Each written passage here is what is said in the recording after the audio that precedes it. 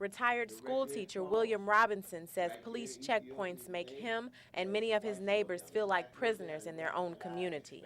I thought that was so unfair to me as a resident of this community, been a resident of this community for over 40 years. Robinson is part of a class action lawsuit fighting to strike down the checkpoints. He says while he's all for police intervention, this is going too far. I thought I was in a police state. But Police Chief Kathy Lanier says checkpoints seem to be the most effective way to put an immediate end to the violence. Well, we started the first checkpoint right after a very violent weekend with multiple shootings, one of which was a triple homicide that occurred on May 31st. We put the checkpoints up, we ran for 5 days.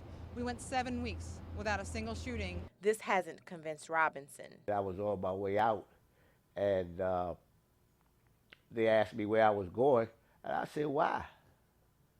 Do I have to report about the arrest? They said, no. So I said, okay, what's the purpose of stopping? Well, we're doing this just as a routine. I said, well, it's routine. I just don't want to participate. I said, you guys have a nice day, and I drove off. Lanier says she understands some residents may not be happy, but keeping Trinidad residents safe is her top priority. I think the people in Trinidad deserve to be protected, and I think they deserve every bit of commitment that I can give them. But Robinson says it will take more than police presence to make long-term change. The most important thing is having some camaraderie with the community. That's where you can talk to somebody. People will tell you things. They'll tell you about this. But they don't have any relationship with the people in the community. They just ride through it. All you see is a police car. There's no communication. There's no community outreach to deal with these guys.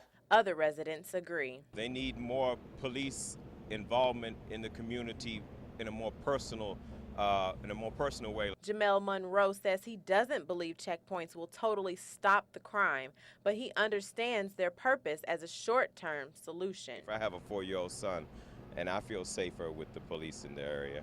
Residents and police may differ on how to stop the violence, but there's no question that everyone wants it to end. In Washington, I'm Emerald Morrow.